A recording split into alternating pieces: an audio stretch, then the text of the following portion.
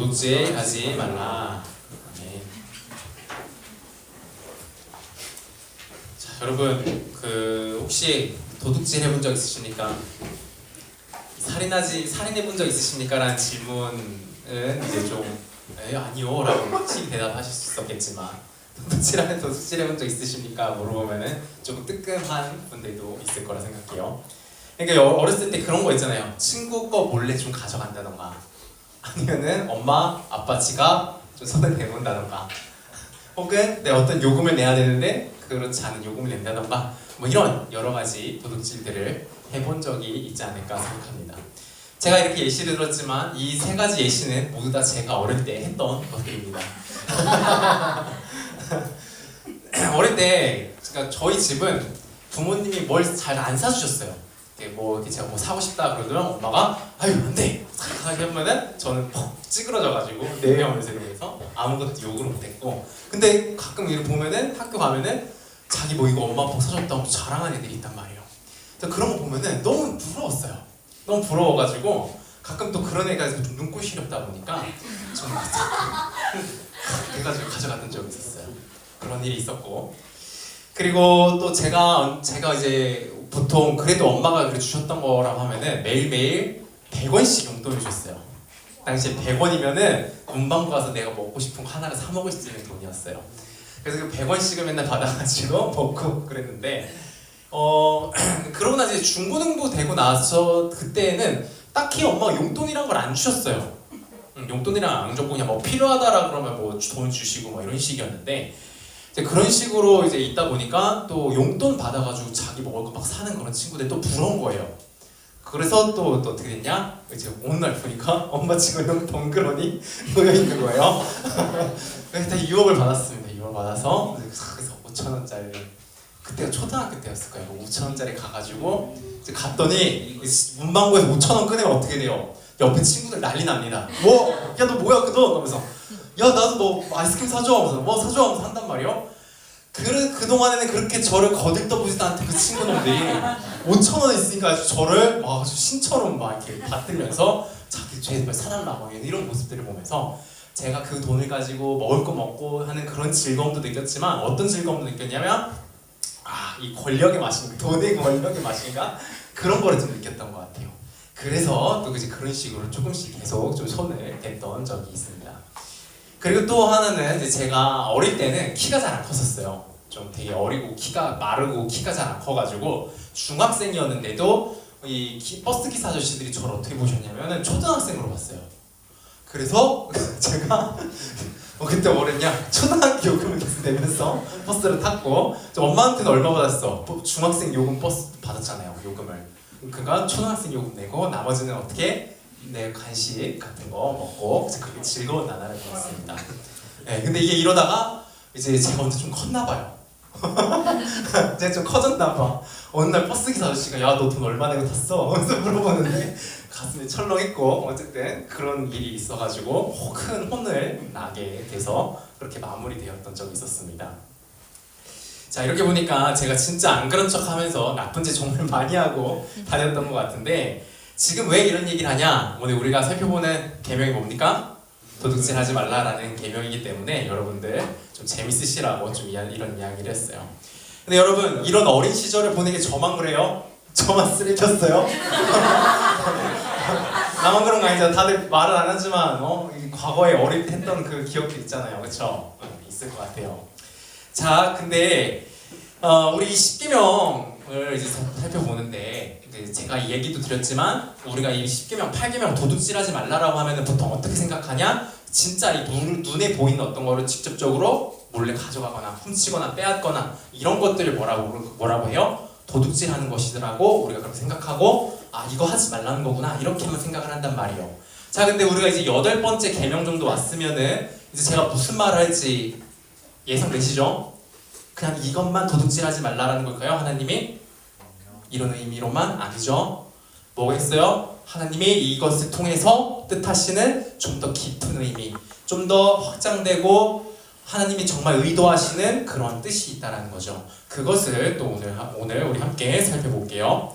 자, 이 8계명을 살펴볼 때는요, 어떤 것을 키워드로 삼아야 되냐면 소유를 키워드로 삼아야 돼요. 그렇죠? 무엇을 빼앗기고 이런 개념이 있으려면은 뭐가 일단 인정이 돼야 되는 거예요? 소유. 각자 개개인에게 뭐가 있다? 각자만의 소유가 있다라는 그 개념이 인정돼야 되는 거예요. 그러니까 하나님은 그거를 인정하고 있어요? 안 인정하고 있어요? 분명히 인정을 하고 계신 겁니다. 각자에게 소유가 있는 거예요. 그러면은 그 소유가 어떻게 해라? 하나님이 너의 소유만 하는 게 아니라 누구의 소유도 하라? 소중히? 네 것만 소중히 여기지 말고 어떻게 해라? 남의 소유도 소중히 여겨라. 이런 차원으로 명령하신다고 우리가 좀 정리해 볼 수 있을 것 같아요. 자, 그러면은 또 이런 것을 우리가 빼앗고 남의 소유를 빼앗는 이런 것도 또 어떤 식으로 좀 나타난다고 볼 수 있을까요? 실질적으로 눈에 보이는 물질적인 무언가를 빼앗는 것이 있을 수도 있고, 또 그거 말고 또 어떤 것도 있을까요? 어떤 것도 있을까요? 마음가짐. 어떤 마음가짐 이야기하니까요? 아, 탐내는 마음. 그쵸. 저거 갖고 싶다. 막 이런 마음도 이미 뭐라고 그 마음 든 것 자체만으로도 하나님은 뭐라고 생각하겠어요? 이미 도둑질한 걸로 여기시겠죠. 그런 부분도 있을 거고. 제가 여기서 말씀드리고 싶은 거는 우리가 눈에 보이는 물질뿐만이 아니라 무엇도 빼앗을 수 있다는 거예요. 눈에 보이지 않는 어떤 무형적인 것들도 우리가 뺏을 수 있다는 거예요. 물질적인 건 뭐가 있어요? 돈이나 자산이나 뭐 실질적으로 눈에 보이는 어떤 옷, 음식, 뭐 이런 여러 가지 것들이 있겠죠. 그러면은 눈에 보이지 않는 무형적 물질로는 뭐가 있을까요? 어떤 것들이 있을까요? 시간? 시간. 그렇죠. 시간도 있을 수 있는 거고. 또 뭐가 있을까요? 지적 재산. 지적 재산. 그렇죠. 맞아. 그것도 있죠. 그런 것도 있죠. 그리고 또 뭐가 또 있을까요? 남이 가지고 있는 어떤 기회도 있겠죠. 그런 기회를 빼앗는 것들. 그리고 또 어떤 거 있을까요? 내가 직접적으로 그 사람에게 피해를 주지는 않았지만 내가 한 어떤 것으로 인해서 그것이 돌아서 그 사람에게 뭐도 줄 수 있겠어요? 실적인 손해를 끼치게 할 수 있는 것들도 있겠죠. 그렇죠? 뭐 이런 거는 이제 뭐 하면은 이제 뭐 금융이나 주식이나 뭐 이제 이런 데서도 사람들이 자기가 막 그 주가 조작을 해가지고 막 이런 식으로 하잖아요. 근데 그 사람들이 직접 뺏은 거예요? 아니죠. 근데 그 사람들이 그렇게 함으로써 어떻게 된 거예요? 무수히 많은 사람들의 어떤 피해를 끼치는 이제 그런 것들도 있을 수 있겠죠.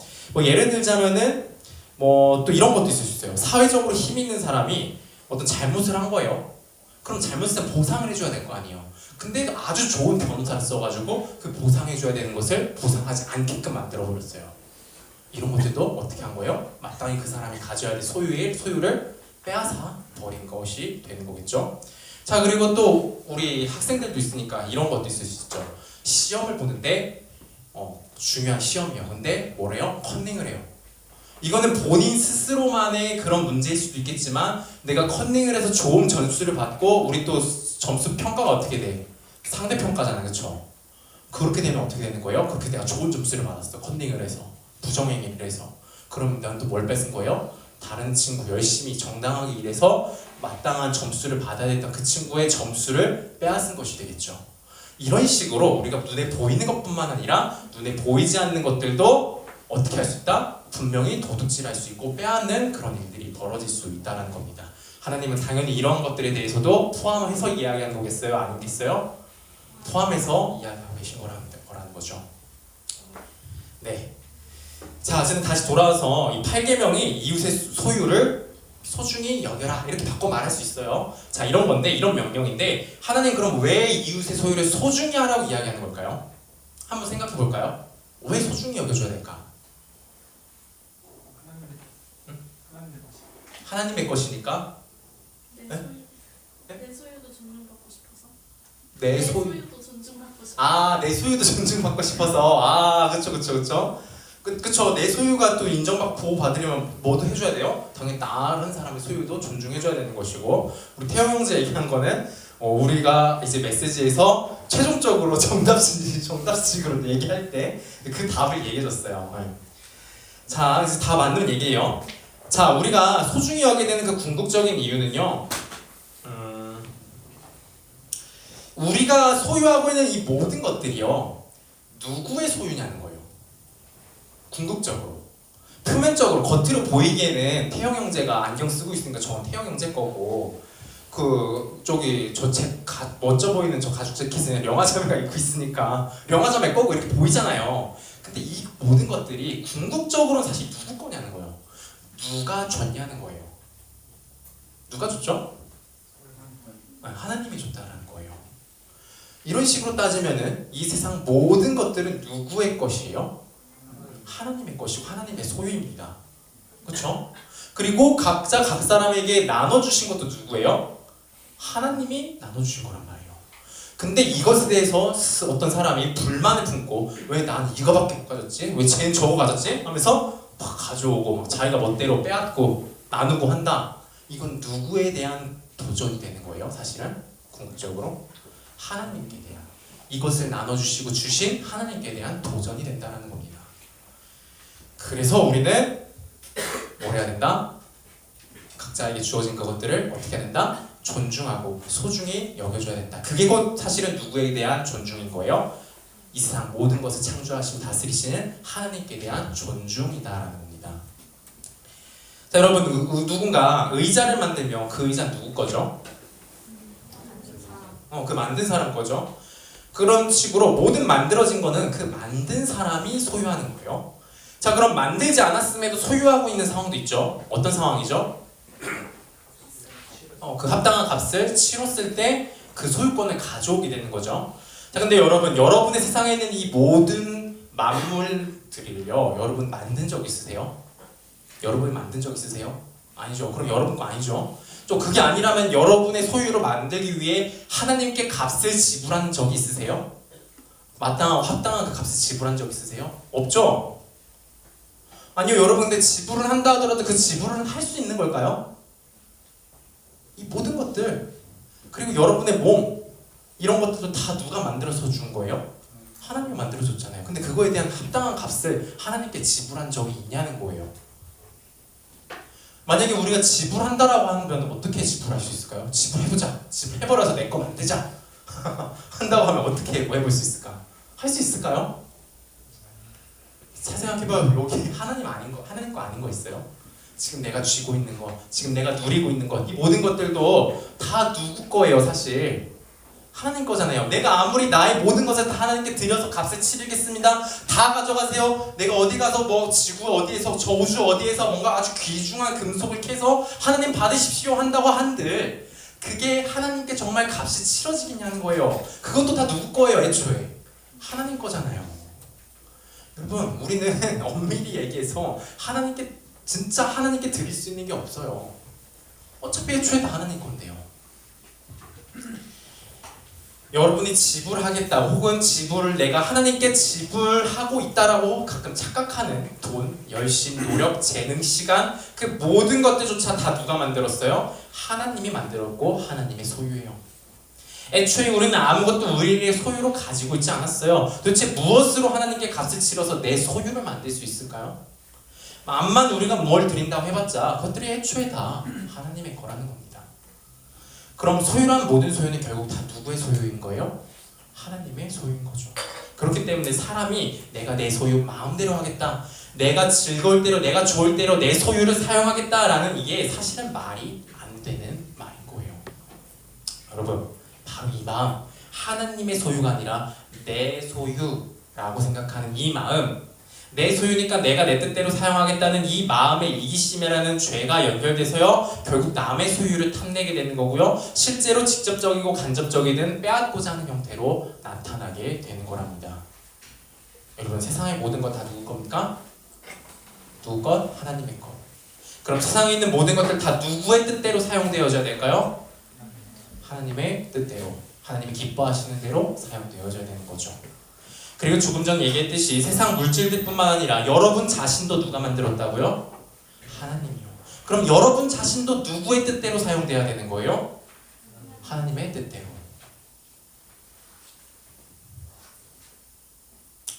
여러분의 외모, 재능, 시간, 환경, 노력 등 이 모든 것들도 다 누가 만들었다고요?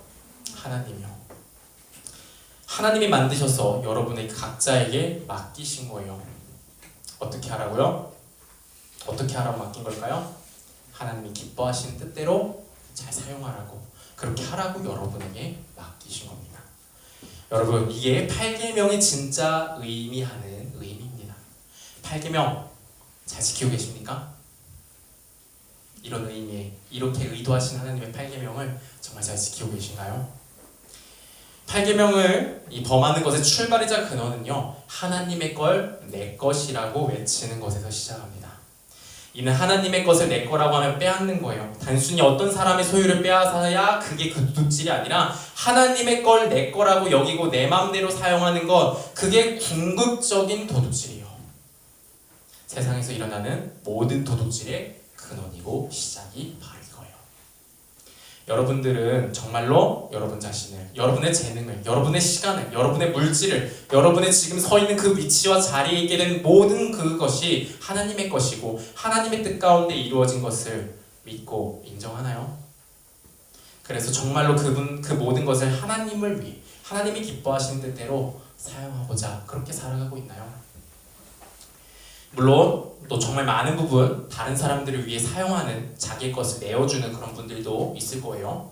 근데 그러한 분들이라고 할지라도요, 그렇게 남을 위해 기꺼이 내어준 그 재물들이 결국 내 거라는 생각 가운데 내어준 거라면요, 그건 여전히 하나님의 걸 강탈한 죄를 범하고 있는 겁니다.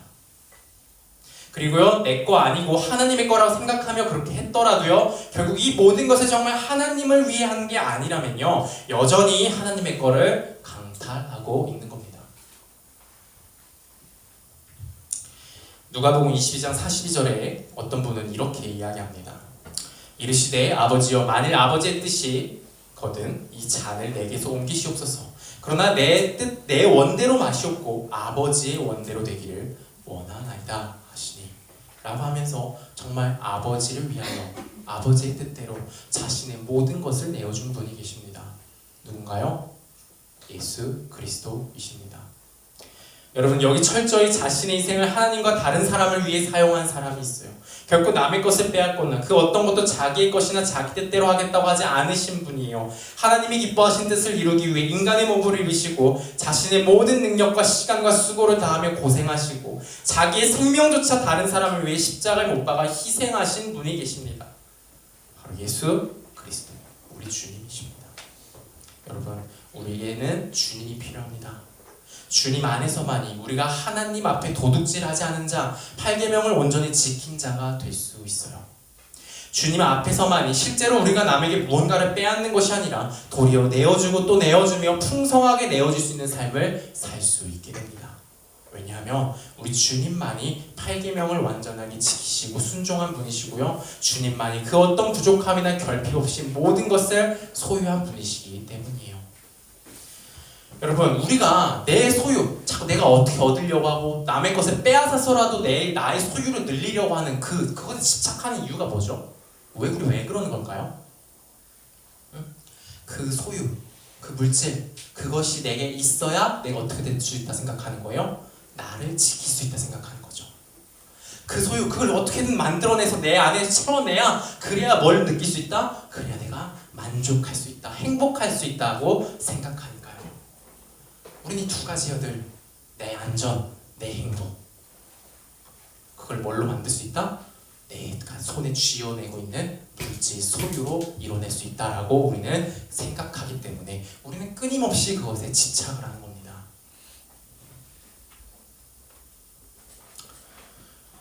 여러분,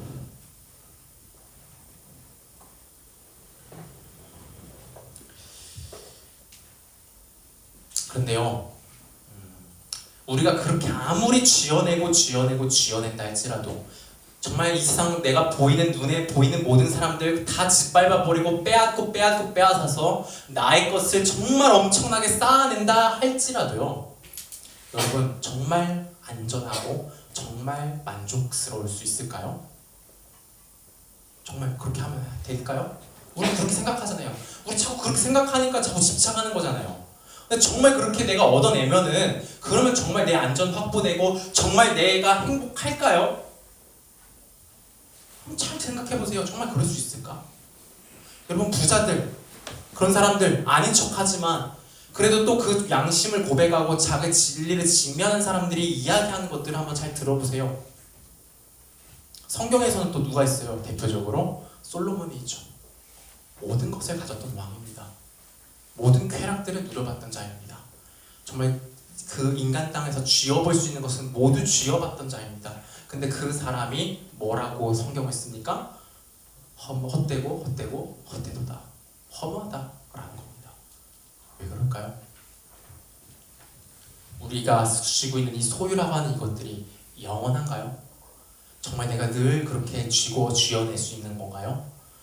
언제든지 어떻게든 어떤 상황으로든 사라질 수 있는 것이 그 소유라고 하는 겁니다.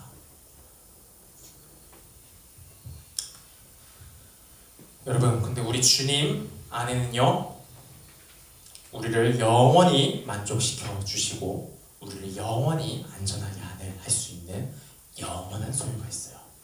우리가 갖는 소유들은요, 완전하고 영원하지가 않아요. 그래서 늘 불안한 거예요. 늘 완전 만족스럽지가 않은 거예요. 근데요, 여러분, 우리 주님께서 가지고 계시고 주님께서 우리에게 나눠주시는 소유가 있는데 그 소유는요, 영원하고요, 완전하고요, 정말로 우리를 지켜주고요, 정말 우리를 영원히 행복하게, 영원히 만족하게 하는 영원한 것이라는 겁니다. 여러분, 그것을 조금도 아니고 정말 무한하게 이 온 우주를 차고도 넘치는 그 무한한 크기로 가지고 계신 것이 우리 주님이라는 겁니다. 그리스도께서는 정말 모든 걸 가졌어요. 그리고 결혼하면요, 두 사람 소유가 하나가 되듯이요, 우리 주 예수 그리스도께서 그 믿는 자들과 무엇을 해주십니까? 결혼을 해주십니다. 하나가 되어주십니다. 그러면 어떻게 돼요? 우리가 부부가, 남녀가 결혼하면은 그 두 사람의 재산이 어떻게 되죠? 그 소유가 어떻게 돼요? 하나가 되죠. 예수님이 우리와 결혼해 주셨다는 것도 이런 의미가 있고 실제로 이러한 일들을 예수님께서 해주십니다. 우리를 자신의 신부로 맞아들이고 자신과 결혼하여 하나가 되어서 무엇을 해주시는 겁니까? 예수님이 소유한 이 영원하고 무한한 것들을 우리와 함께 나눠주시는 거랍니다.